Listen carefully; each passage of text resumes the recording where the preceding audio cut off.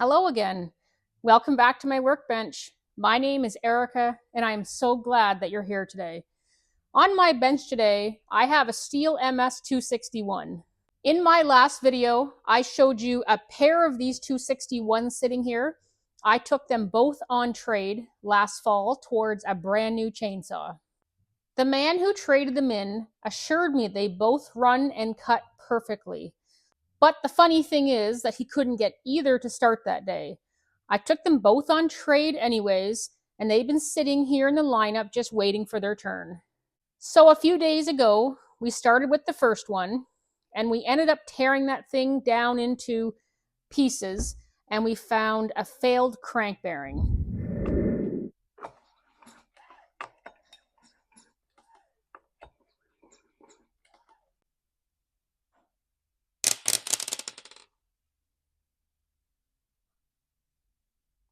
That crank seal, it's eaten right through. So this is my second chance to see if I can have a running 261. Is it going to run and cut? Is it a part saw? Same owner, same fuel, same maintenance. What do you guys think? If you didn't see the first video, I'll put a link up here for you and a link down below in the comment section. So we're going to find out, did I get a good deal, a bad deal? I hope I have one running saw, but after seeing the condition of that first one, I'm not really sure now. So come along with me and let's get started. Well, here I am with my second MS261, and I hope we have a runner here, but my hopes aren't high. Quick look at this thing. It has an aftermarket recoil assembly on it. This is a 2010 model, so this thing is 15 years old. So I'm looking for missing hardware, missing parts, damage, anything that stands out. If you remember from my last video, these two saws came with a couple boxes of parts. There was some aftermarket parts, some OEM parts. The last saw we looked at, they had done a carb swap because the saw wasn't running right for them. Well, we discovered why it wasn't running right.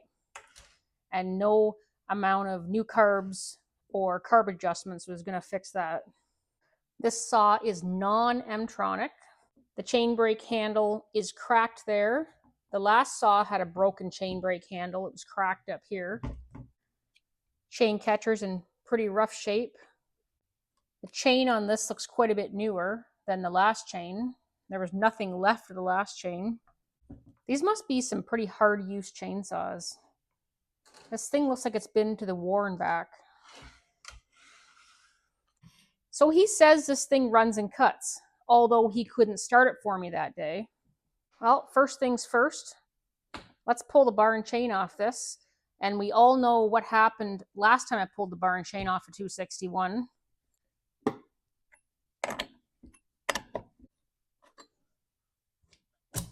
So this 261 has what you call captive bar nuts. So the bar nuts stay with the clutch cover. And those nuts are chewed up just like the last 261.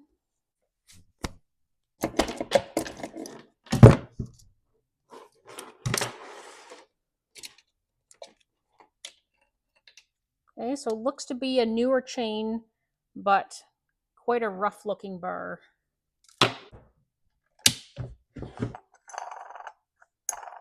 When we took the bar and chain off the last 261, it was very obvious there was something wrong. The clutch drum was sitting all cockeyed. Now this, I'm not saying there's nothing wrong here, but this looks better so far than the last one did.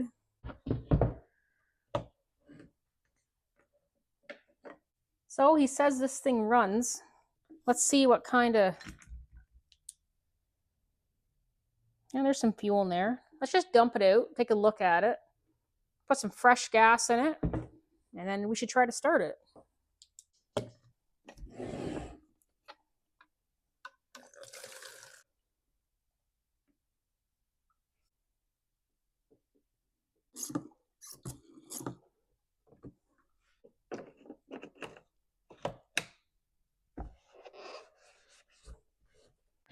Okay, we've got some fresh fuel in here. Let's just pop outside with this thing and see if it'll do anything for us. I'll meet you out there.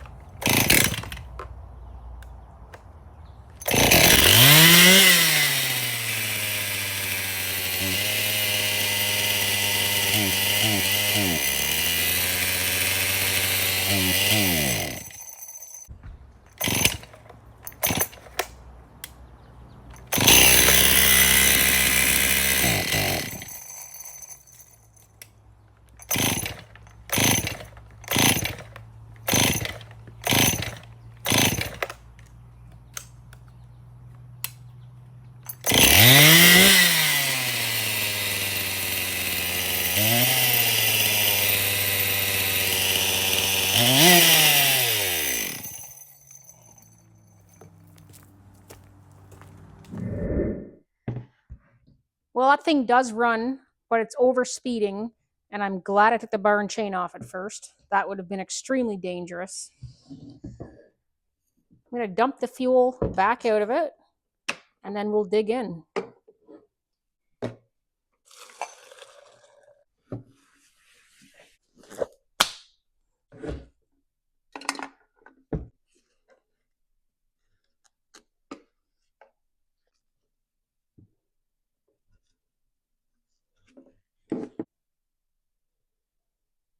And there is a leak. This fuel line doesn't feel good. I'm having a hard time getting a good connection right here because the fuel line is really loose and sloppy. It's very stretchy. So that fuel line's not in good condition. That fuel filter is old. That used to be orange, probably, and you can see the color of it. That is a Stihl fuel filter. That is a Stihl fuel line. Okay, well, let's dig a bit deeper.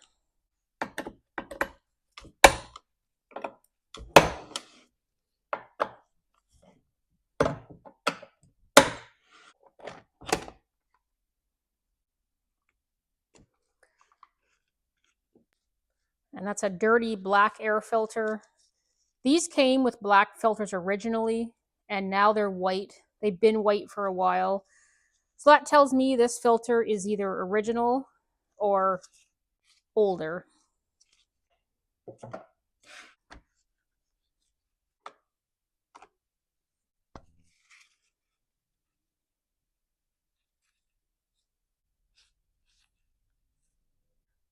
I'll grab my camera and we'll take a look down into the cylinder.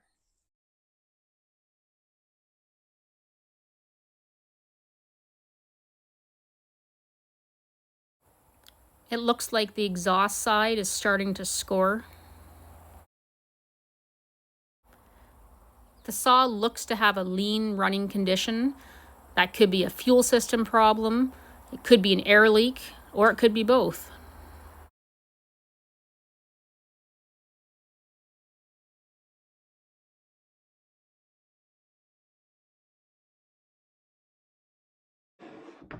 Let's do a compression test. Got my Echo compression tester.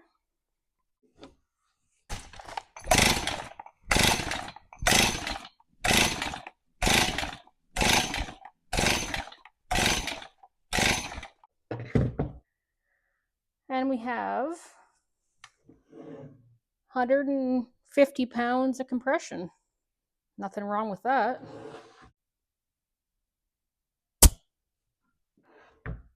Okay, well, where should we go from here?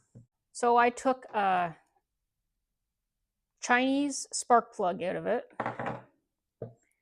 We have an aftermarket recoil. Oh, look at this, the top of the cylinder. There's a piece of the cylinder broke right off. Yeah, so that's strange. I wonder if that and this recoil are connected. Did something bad happen to this saw? That coil's aftermarket. That's not the Stihl OEM coil. I can see it down in there. white fabric. That's quite new. Okay, so something is obviously going on here. I checked the carb settings. So the idle speed screw is turned in. The low mix is out 1.5 turns, and the high mix is at its factory setting. The limiter cap is still in there. Someone's been digging at it, but it's still in there. So the idle speed screw is turned in. That's why it was screaming out there when I started it. So they must have been having an issue with this, and somebody was playing around with this carb trying to get this thing to run. So it looks like they had a running issue and somebody was throwing parts at this thing. I have an aftermarket carburetor sitting over here in a box that came with this. I'm guessing it was destined for this saw. So they thought they had a coil issue. They thought they had a fuel issue. I wonder what the issue actually is. There's 2 ways to fix a chainsaw. You either diagnose it and fix the problem, or you throw parts at it and hope you fix it, and if you can't, you pawn it off on somebody else. Why is the cylinder broken? Has anybody ever seen that before in a 261? Something land on this and break it? Top cover. I mean, maybe it is a bit broken right there, but maybe it's not the original top cover. What do you think? Did this thing have an impact? Did something land on it? Did it fall? This is getting kind of mysterious. I'm not going to put a single new part on this saw until I find out what the problem is. And we're going to start by pulling the carb off, pulling the muffler off, pulling the decompression valve out, and doing a pressure vac test. They were chasing some sort of problem here. Maybe it's an air leak. I've seen this before where a guy has an air leak and he replaces a whole bunch of parts. He can't figure out why he can't fix it. A new carb, a new coil will not solve an air leak. This is kind of like my favorite type of repair to do. When somebody else has attempted and tried a whole bunch of things and gave up, and then I get the chance to see if I can figure it out. I like the challenge of it.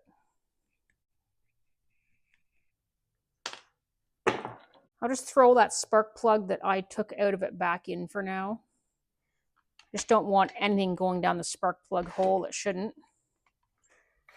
Okay, so we've already dumped our fuel out. When you're pulling the carb off your saw, you want to dump the fuel out of the tank. Sometimes I forget to do that, and then I have to clean up the mess.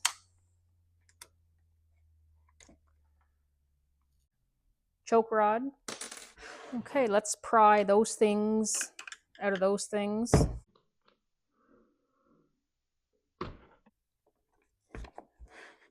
Just reach in there and unhook the throttle rod. And that carb should slide out of there now. Just crack the fuel tank.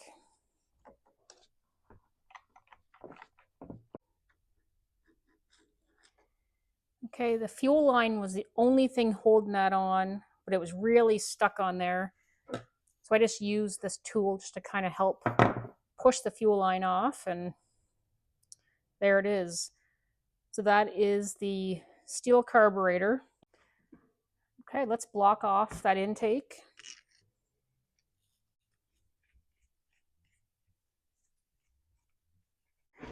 Intake and impulse are blocked off.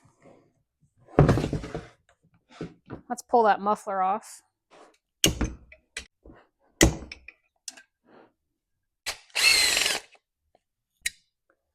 Spark arrestor is clean, so that was not causing us any problems.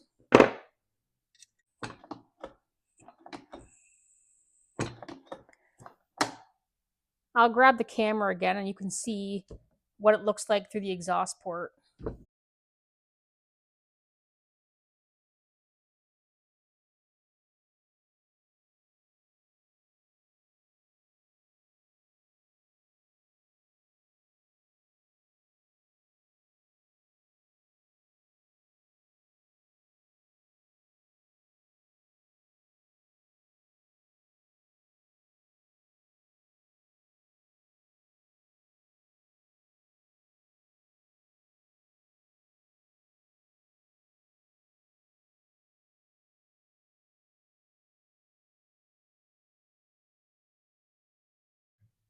Doesn't look fantastic, does it?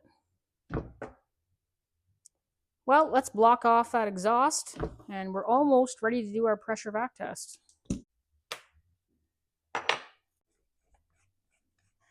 Exhaust port is blocked off. Carbon impulse, spark plug, just that decompression valve. We're going to pull it out of there, and we'll put a plug in. There's our decompression valve. And I'll just plug the hole up with this.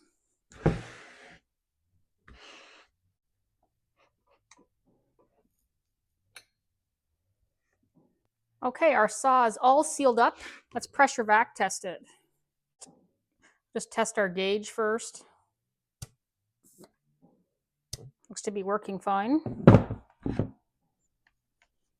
Hook up to the port, and we're going to pull vacuum first. And we're looking for half a bar.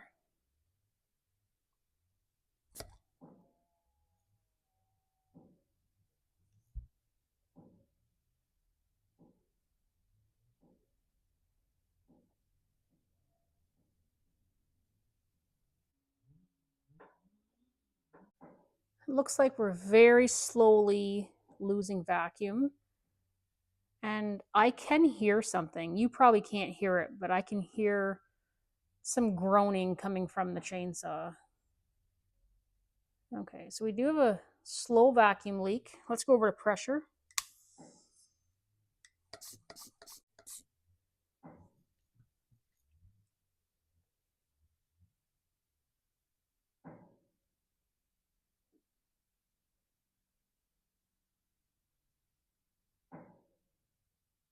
It looks like pressure is holding just no problem. Let's go back to vacuum again.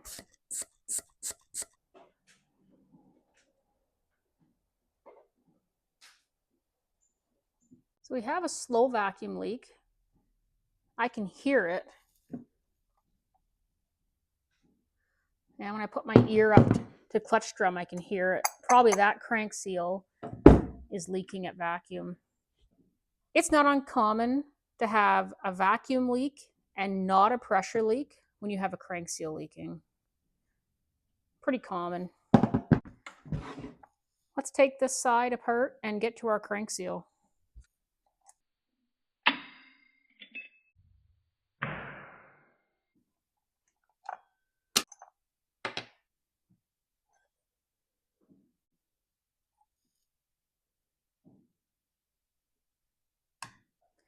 Piston stop is in.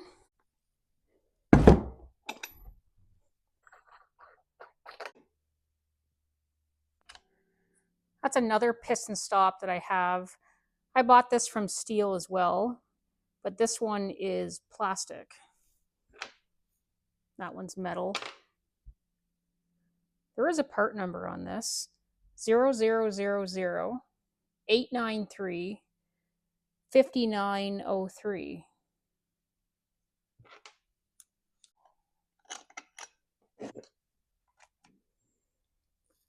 That worm gear doesn't want to come out of there.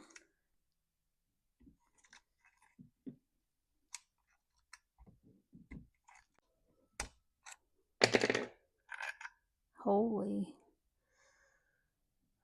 Aftermarket worm gear, aftermarket performance. That should have come out of there a lot easier than that, but that thing is chewed right up. Actually, in those boxes that came with these saws, there were a couple of these in there, an OEM one and an aftermarket one. There are some things that are okay to buy aftermarket, maybe on Amazon, but this is probably something I would go to your dealer and get. I don't think these are very much money. So we're going to take that oil pump off, but before we do that, let's dump the bar oil out of this, and maybe we'll make less of a mess.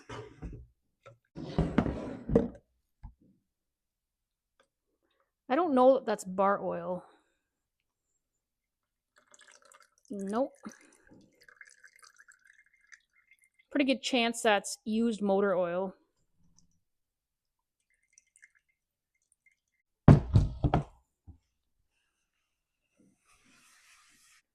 To me, that is a no-no. The lab results just came in, and this is 100% used motor oil. He probably went through tons of bars and chains. Well, I'm glad I emptied that out because that would have been disgusting to have all over the place when I pull that oil pump off.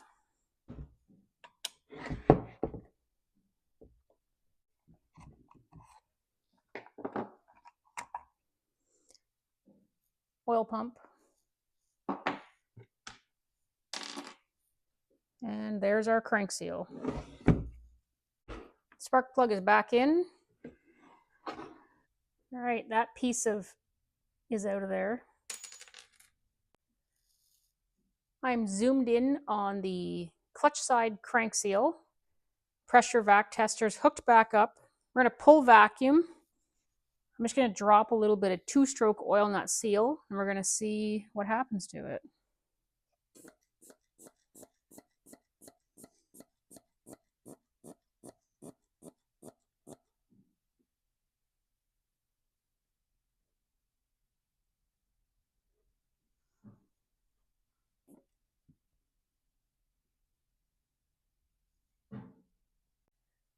So the gauge is holding vacuum now, likely because this oil has sealed it up for now. It'll likely just slowly seep on through the crank seal. Okay, I've dried the oil off and our vacuum leak is back again. I'll put the mic up and see if you can hear it.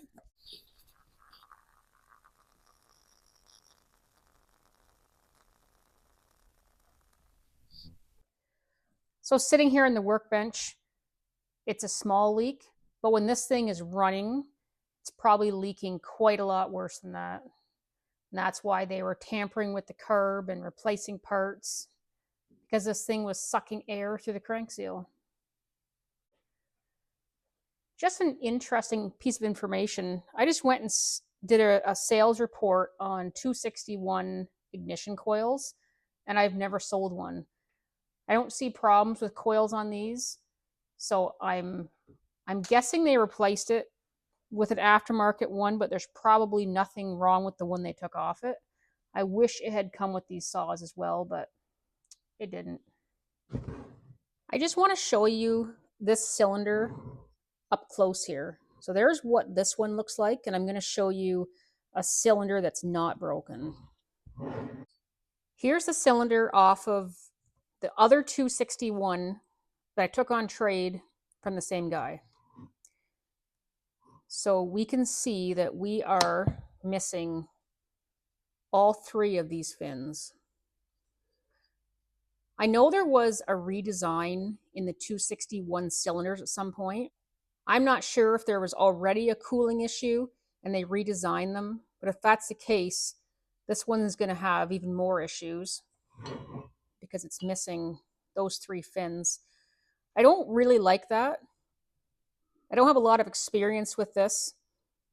I'd be curious to know from some saw builders if you had a cylinder missing that much material off it. Am I wasting my time putting this saw back together? Let me know your thoughts. Well, what am I going to do here? If you've been following along, then you know that I took 2 MS261's on trade towards a new saw.